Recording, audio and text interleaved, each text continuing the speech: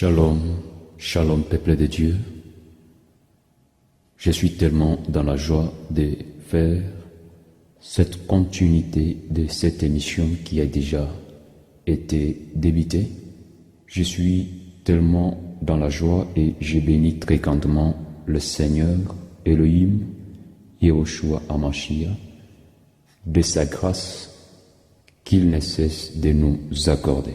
Nous parlons aujourd'hui sur un sujet qui est intitulé 1260 jours, qui est tiré du livre de Révélation appelé Apocalypse, chapitre 12, le verset 6. Pourquoi 1260 jours? En fait, c'est la continuité de l'émission que j'avais déjà réalisée sur l'explication d'Apocalypse 12. Mais ici, j'ai donné ce sujet parce qu'il s'agit du détail sur le nombre en question que je veux pouvoir décortiquer. Je crois très bien que nous avons fait la première partie de cette émission le 1er avril 2021.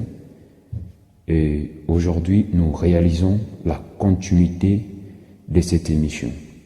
Bien avant que je puisse parler sur la deuxième partie, c'est-à-dire faire la continuité, j'aimerais d'abord qu'on puisse faire un pas en arrière pour mieux avancer, c'est-à-dire de récapituler un tout petit peu dans ce qu'on avait vu l'autre fois et ainsi de continuer. Mais bien avant tout, prenons d'abord notre passage. Nous sommes toujours dans Révélation chapitre 12. Nous prenons du verset 6 jusqu'au verset 17. Ainsi, nous lisons. Et la femme s'enfuit dans le désert où elle avait un lieu préparé par Dieu, afin qu'elle y fût nourrie pendant 1260 jours. Et il y a guerre dans le ciel. Michael et ses anges combattirent contre les dragons, et les dragons et ses anges combattirent, mais ils ne furent pas le plus forts, et leur place ne fut plus trouvée dans le ciel. Et il fut précipité les grands dragons, les serpents anciens appelés le diable et Satan, celui qui séduit toute la terre, qui fut précipité sur la terre, et ses anges furent précipités avec lui. Et j'entendis dans le ciel une voix forte qui disait: maintenant le salut est arrivé, et la puissance et le règne de notre Dieu et l'autorité de son Christ, car il a été précipité, l'accusateur de nos frères.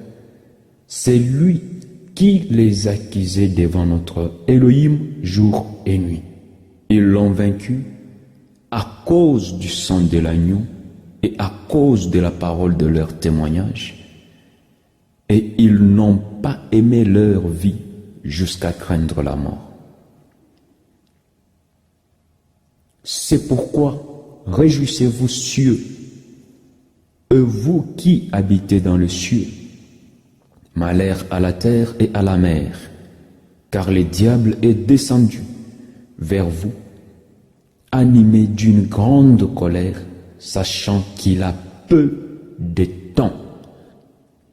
Quand le dragon vit qu'il a été précipité sur la terre, il poursuivit la femme qui avait enfanté un enfant mâle.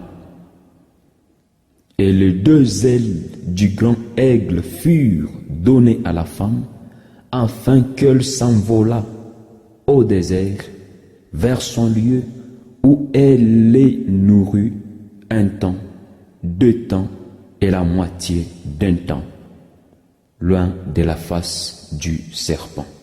Et de sa bouche le serpent lança de l'eau comme un fleuve derrière la femme, afin de l'entraîner par le fleuve. Et la terre secourut la femme, et la terre ouvrit sa bouche et engloutit le fleuve que le dragon avait lancé de sa bouche. Et le dragon fut irrité contre la femme, et il s'en alla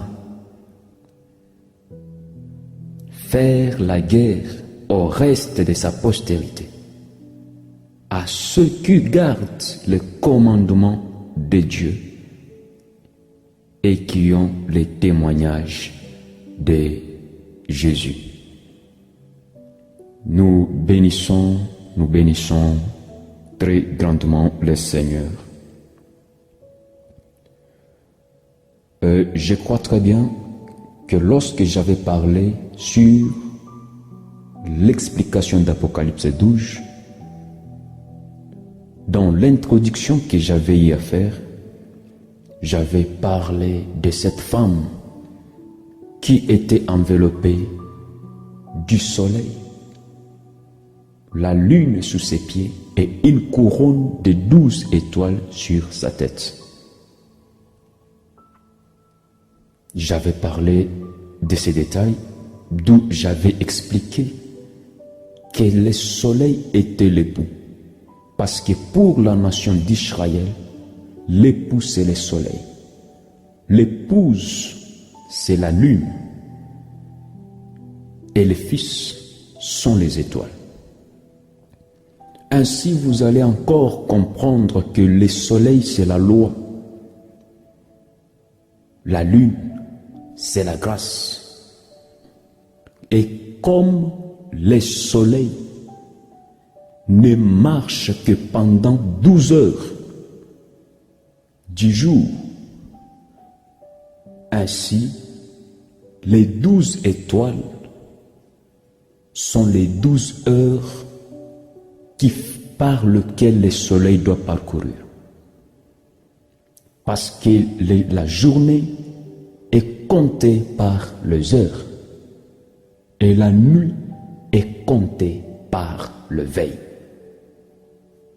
Là, nous voyons les 4 veilles de la nuit citées dans le livre de Marc, chapitre 13, le verset 35.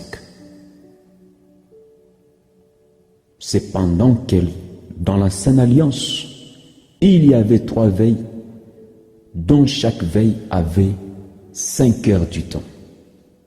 On pouvait voir la veille du matin, qui est citée dans l'Ancienne Alliance, la veille du soir, la veille du milieu de la nuit, mais le chant du coq n'est pas cité dans toute l'Ancienne Alliance.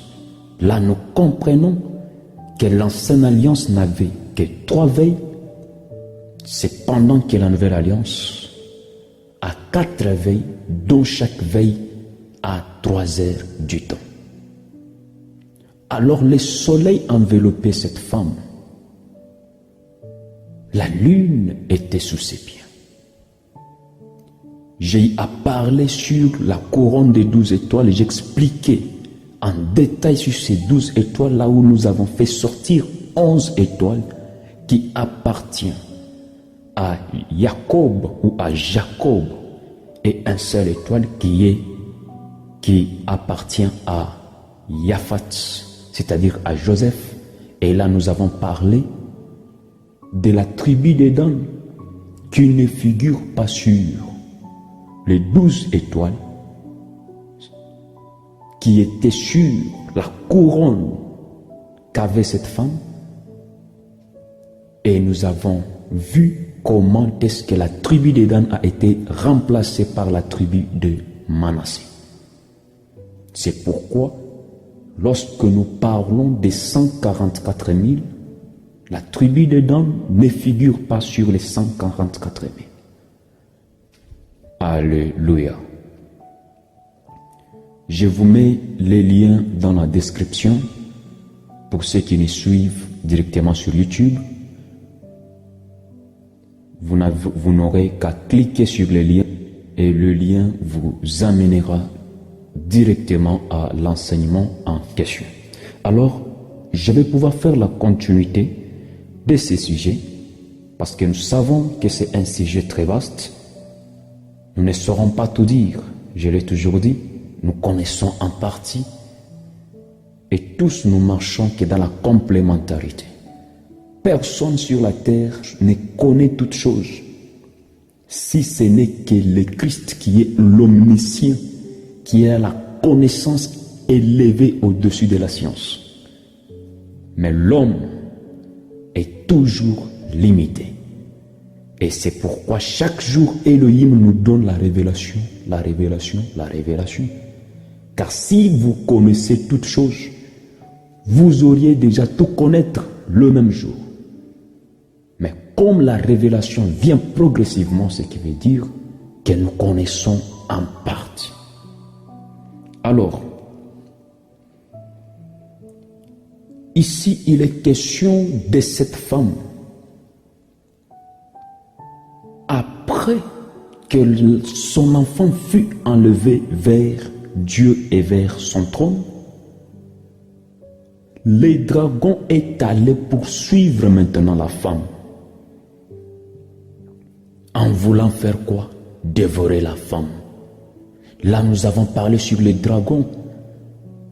J'avais parlé sur les dragons, de quand est-ce qu'il avait voulu dévorer l'enfant. J'avais dit, cette écriture s'était accomplie lorsque l'enfant était né et que le roi Hérode avait envoyé des militaires pour décapiter tout enfant ayant en dessous de 2 ans. C'est là que le dragon était rouge, incarné dans le roi Hérode, pour tuer ou pour dévorer l'enfant. Mais l'enfant fut épargné de cette mort. Et j'avais aussi parlé sur les cornes, les 10 cornes qu'avait ces dragons, pour les symboliser d'abord aux 10 pierres précieuses que Satan se couvrait. Parce que le dragon dont il est question ici, c'est Satan. J'avais parlé de ces 10 pierres. Cependant d'abord que les sacrificateurs, sur leur pectoral, les sacrificateurs avaient 12 pierres. Mais Lucifer, pendant qu'il était encore Lucifer dans le jardin d'Éden, il se couvrait 10 pierres. Il lui manquait que 2 pierres pour en avoir 12, comme les sacrificateurs. Que l'Adonai nous bénisse. Et pourquoi il n'avait que 10 pierres au lieu d'en avoir 12? Il y a toute une prophétie là-bas. Alors, nous parlons sur 1260 jours. C'est là que notre sujet prend déjà de l'envol. Soyez bénis, peuple de Dieu. L'écriture commence au verset 6 pour nous dire que la femme s'enfuit dans les déserts où elle avait un lieu préparé par Dieu afin qu'elle y fût nourrie pendant 1260 jours. Je l'ai dit l'autre fois que lorsqu'on interprète l'écriture prophétique, on tient compte du temps. C'est dans le temps qu'on comprendra si cette prophétie s'est déjà accomplie ou pas. Et par rapport au temps prophétique, vous allez comprendre que l'écriture d'Apocalypse 12 s'est déjà accomplie à moitié. Par exemple, l'enfant qui était né, nous avons vu Yeshua Hamashiach qui était né.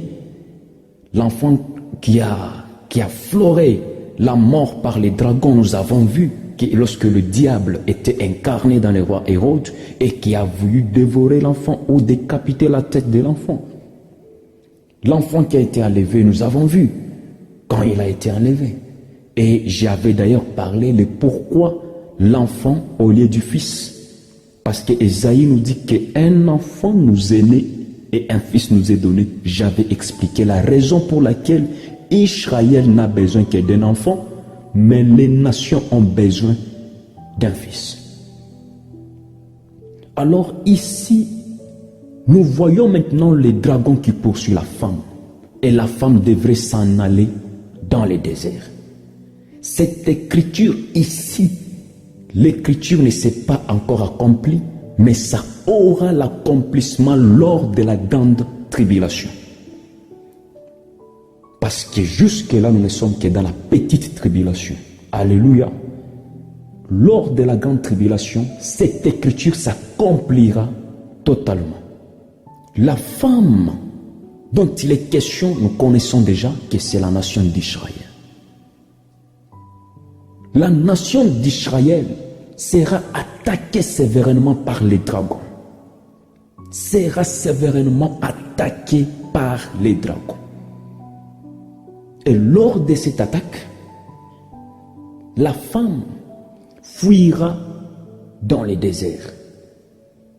Dans cet désert-là, il y a toute une nourriture pour que cette femme soit bien nourrie.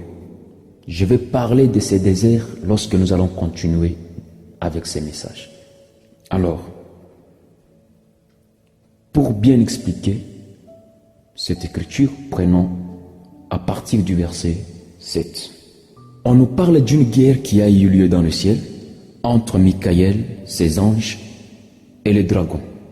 Les dragons aussi avec ses anges. Et le dragon n'était pas le plus fort. Il a été précipité sur la terre. Lorsqu'il a été précipité sur la terre, l'Écriture dit que maintenant l'accusateur de nos frères a été précipité sur la terre.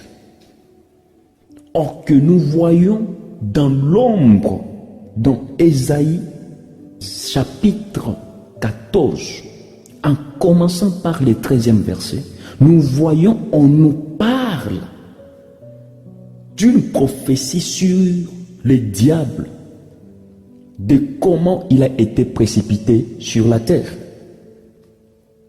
Lorsque vous commencez du verset 13, même jusqu'au verset 19 ou au verset 20, vous allez voir dans Ésaïe chapitre 14, le verset 15, l'Écriture qui dit « Mais tu as été précipité dans les séjours de mort, dans les profondeurs de la fosse. » Ici, c'était une prophétie dont son accomplissement véritable aura lieu lors de la grande tribulation.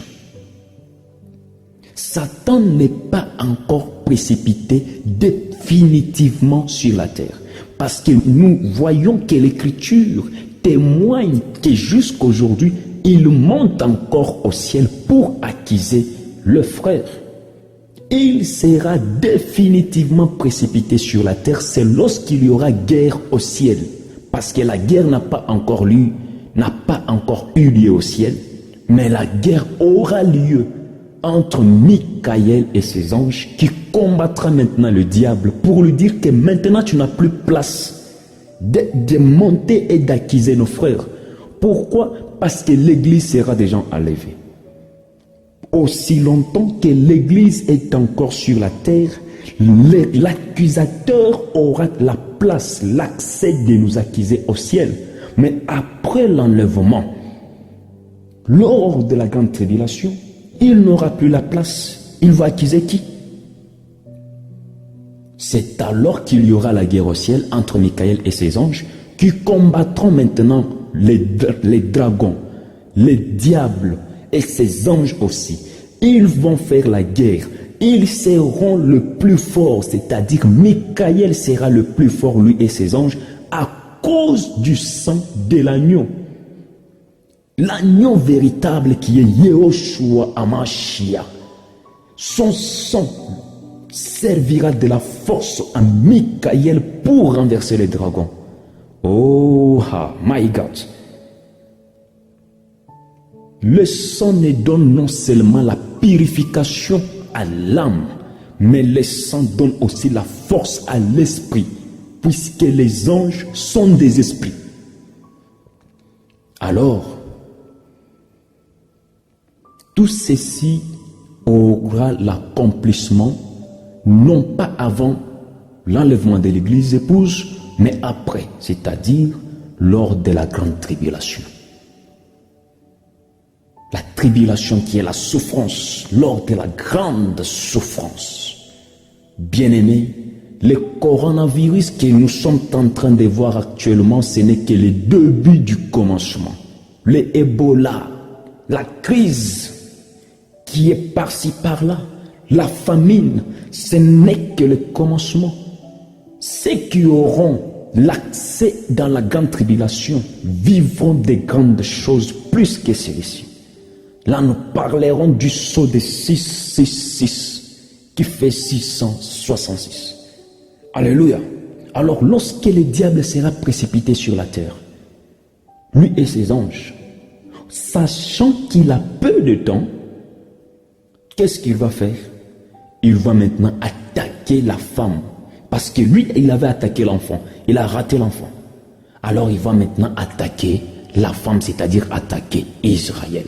Ah, lorsqu'il ira pour attaquer Israël, la nation d'Israël, c'est alors que l'Écriture dit ceci.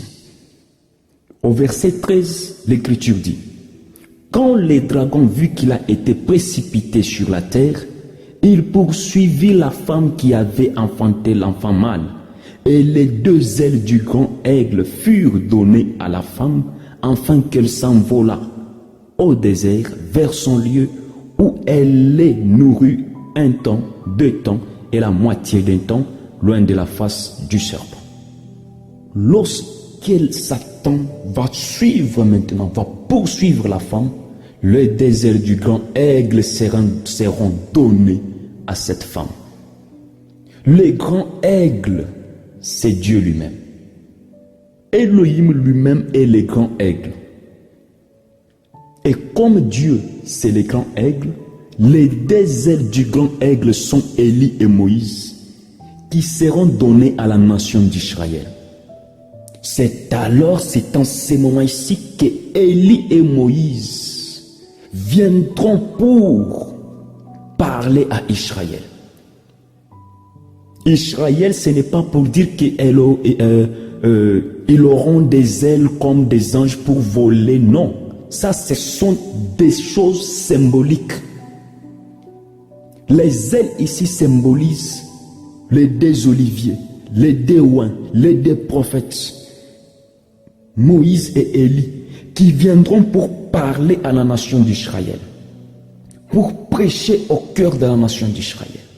Lorsqu'ils prêcheront à la nation d'Israël, vous pouvez avoir les détails de leur mission dans Révélation chapitre 11. Lorsqu'ils viendront, les dragons vont attaquer ces deux oliviers, ces deux messagers.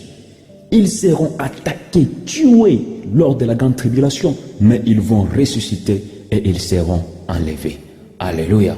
Alors, c'est alors que les deux ailes du grand aigle seront données à cette femme afin qu'elle s'enfuit au désert. Le désert dont il est question ici, c'est un lieu que Dieu lui-même a préparé pour cette femme. C'est-à-dire pour la nation d'Israël, pour que la nation puisse s'enfuir, parce qu'il y aura la guerre, attaquer contre Israël. Ça ne sera pas l'attaque, je peux dire, l'attaque spirituelle, mais ça sera l'attaque physique. Ça sera des armées qui seront envoyées à la nation d'Israël pour l'attaquer. Et c'est de là que nous soupçonnons avec les Écritures que Israël fuira dans la voilée pour qu'il soit protégé. Selon l'Écriture de Zacharie chapitre 14, en commençant par le premier verset, l'Écriture dit: voici, les jours de l'Éternel arrivent et tes dépouilles seront partagées au milieu de tous. Je rassemblerai toutes les nations pour qu'elles attaquent Jérusalem. La ville sera prise, les nations seront pillées et les femmes violées. La moitié de la ville ira en captivité, mais les restes du peuple ne seront pas exterminés de la ville. L'Éternel paraîtra et il combattra ces nations comme il combat au jour de la bataille. Ses pieds se poseront en ces jours sur la montagne des Oliviers qui est vis-à-vis de Jérusalem. Du côté de l'Orient, la montagne des Oliviers s'effondra par le millier à l'Orient et à l'Occident, et il se formera une très grande vallée. Une moitié de la montagne reculera vers le septentrion et une moitié vers le midi. Et l'Écriture dit au verset 5, « Vous fuirez alors dans la vallée de mes montagnes, car la vallée des montagnes s'étendra jusqu'à Hatzel. Vous fuirez comme vous avez fui devant le tremblement de terre au temps d'Osias, roi de Juda. Et l'Éternel, mon Dieu, viendra et tous ses saints avec lui. » Ici, nous soupçonnons avec les Écritures que ça sera dans cette vallée que la nation d'Israël va s'enfuir pour être protégée contre les attaques du dragon, c'est-à-dire contre la guerre, parce que ça sera au temps de la guerre appelée la guerre d'Armageddon. C'est ça, cette guerre que le monde aujourd'hui est en train de se préparer. La guerre contre la nation d'Israël. Ça, ce n'est pas la guerre contre Dieu, mais ça sera la guerre contre la nation d'Israël. Et Elohim lui-même dit, je rassemblerai. Alléluia. Je rassemblerai toutes les nations pour qu'elles attaquent Jérusalem. Et si ça sera le temps de la guerre appelée la guerre d'Armageddon, qui sera livrée contre Israël. Les nations du monde, les armées qui se préparent dans le monde actuellement, les armes chimiques, les armes nucléaires et autres, ça sera pour attaquer la nation d'Israël. Oh bien-aimés, souvenez-vous dans la Septante, c'était comment? Lorsque Jérusalem était attaquée par les Romains, sous le général Titus, le sang avait coulé à flot en Israël et c'était une prophétie que Christ avait déjà avancée d'avance. Mais dans l'an 70, après l'ascension de notre Seigneur, dans l'an 70, la prophétie s'était accomplie. Israël, la nation d'Israël était attaquée, Jérusalem était encerclée et le sang avait coulé à flot. Cet événement reviendra dans la grande tribulation, plus pire que ce qui s'était passé. S'il y a un juif qui écoute ces messages, qu'il sache déjà que la nation d'Israël sera attaquée sévèrement par les nations de ce monde. Jérusalem sera attaquée, sera détruite, la ville sera détruite, même pas au point d'éliminer tout le peuple. Parce qu'il y a déjà les élus, les 144 000, qui doivent être restaurés. Alors nous soupçonnons que ça sera dans la vallée, dans cette vallée que la nation d'Israël sera protégée contre la guerre appelée la guerre d'Armageddon, la guerre des nations contre Israël. Parce qu'après la guerre d'Armageddon, ça sera le millénium. Après le millénium, ça sera la guerre de Gog et Magog.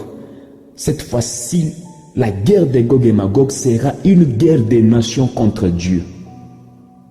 Voilà comment les dragons vont agir. Voilà comment les satans vont agir. Alléluia. Alors, là au désert, la femme devrait être nourrie pendant 1 temps, 2 temps et la moitié d'un temps. Entre autres 3 ans et demi, entre autres 42 mois, entre autres 1260 jours. C'est pourquoi nous parlons sur 1260 jours.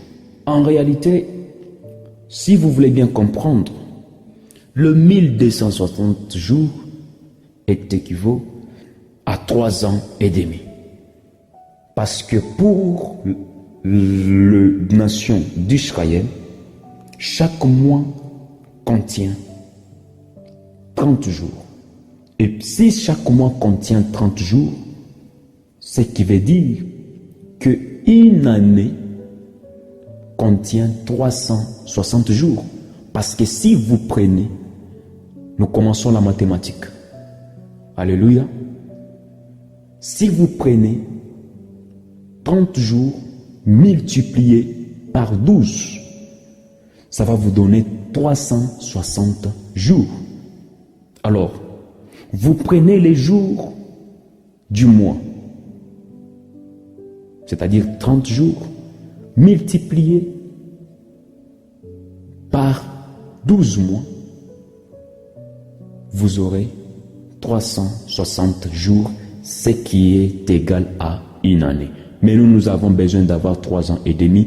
Et pour en avoir, vous allez prendre une année multipliée par 3. Ce qui veut dire 360 jours multipliés par 3. Et là, nous aurons 1080 jours, qui est égal à 3 ans. Pour avoir les et demi, vous allez prendre une année divisée par 2, c'est-à-dire 360 jours divisés par 2. Et nous aurons 180 jours, qui est égal à 6 mois. Et pour maintenant avoir 3 ans et demi, vous allez additionner les 3 ans plus les 6 mois. C'est-à-dire, vous prenez 1080 jours plus 180 jours et nous aurons 1260 jours, égal à l'écriture des Révélations chapitre 12, le verset 6. Là, nous comprenons que oui, réellement en Israël, un mois contient 30 jours. Alléluia. Et c'est ainsi que la nation d'Israël passera un temps dans cette voilée. Mais l'Écriture nous dit que de sa bouche le serpent lança de l'eau comme un fleuve derrière la femme, afin de l'entraîner par le fleuve. Et la terre secourut. Ici on emploie le mot secourir. Et la terre secourut la femme, et la terre ouvrit sa bouche et engloutit le fleuve que les dragons avaient lancé de sa bouche. Que le Seigneur nous bénisse. Les eaux que ces dragons voient lancer contre la femme, ça ne sera pas les eaux telles que c'est les eaux, non. Mais les eaux ici symbolisent l'armée que le diable va utiliser pour attaquer encore une fois Jérusalem, pour attaquer Israël. Le diable, le dragon, va lancer cette armée pour attaquer la nation d'Israël, c'est-à-dire pour attaquer les 144 000 qui doivent aller dans la voilée. Pendant qu'il va susciter cette armée pour attaquer, la terre viendra à le secours d'Israël. La terre ouvrira sa bouche pour engloutir cette eau. Cette terre qui ouvrira la bouche, ce n'est pas aussi la terre telle que c'est la terre, mais ça sera une armée que Dieu utilisera pour secourir la nation d'Israël. Il y a un prédicateur qui a parlé pour dire que cette terre, ça sera l'Amérique, les États-Unis d'Amérique. Bon, il n'y a pas l'écriture qui prouve à cela. Alléluia. Nous ne pouvons pas confirmer une chose sans avoir l'écriture scripturaire. Parce que, selon lui, ça sera l'Amérique que Dieu utilisera pour secourir la nation d'Israël. Ce n'est qu'une parenthèse. Je n'ai pas confirmer à cela. Mais par rapport à la prophétie, nous comprenons qu'il y aura une armée que Dieu utilisera pour secourir la nation d'Israël. Alléluia. Et cette armée va combattre avec l'armée que les dragons utilisera pour attaquer la nation d'Israël. C'est ça la terre qui ouvrira la bouche pour engloutir l'eau que les dragons lancera de sa bouche. Alors l'Écriture dit pour finir, il dit au verset 17, « Et le dragon fut irrité contre la femme, et il s'en alla faire la guerre au reste de sa postérité, à ceux qui gardent les commandements de Dieu et qui ont les témoignages de Jésus. » C'est ici, quand le diable verra qu'il a essayé de toutes les manières pour attaquer la nation d'Israël et qu'il n'a pas reçu, il ira maintenant attaquer les nations, ceux qui vont garder les témoignages du Christ lors de la grande tribulation. Parce que dans la grande tribulation, il y aura des hommes qui vont croire et qui vont garder les témoignages, qui ne seront pas scellés du sceau des nombres de la bête.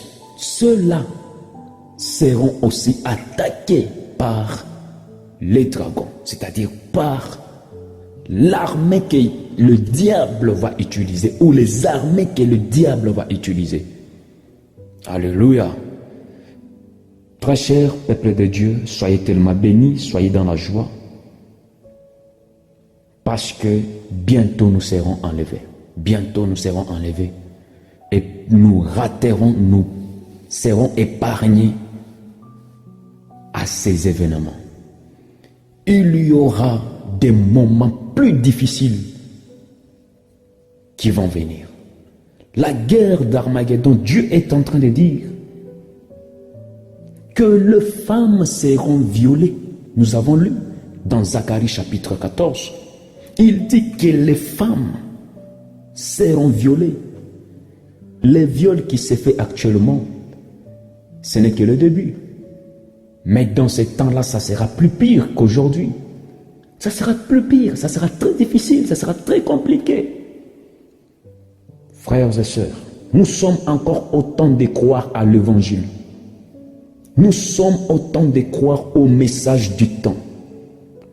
Toi, celui qui n'a pas encore donné ta vie à Christ, sache que c'est le moment. N'attends pas le demain, puisque le demain ne t'appartient pas. Il est grand temps de donner ta vie à Yahushua, à Mashiach, qu'il soit ton Seigneur et ton Dieu. Il est grand temps de croire à la parole de Dieu, d'être sauvé et baptisé. Il est encore grand temps. Alléluia. Les temps viendront où tous les buildings qui se construisent seront terrassés. Les moments viendront où la terre perdra sa beauté. La Chine perdra sa beauté. Les moments viendront où tous ces bâtiments qui se construisent perdront leur beauté. Les moments viendront, les pires viendront. Alléluia. Nous sommes au grand temps, peuple de Dieu, de se conformer à la parole de Dieu, de marcher dans la doctrine, de marcher dans la parole et d'être enlevé. Que le Seigneur vous bénisse abondamment. Pour ceux qui souhaiteront entrer en contact avec nous, vous trouverez les coordonnées dans la description. Laissez-nous un commentaire, ne passez pas sans rien dire, laissez-nous vos questions et que Dieu vous bénisse abondamment.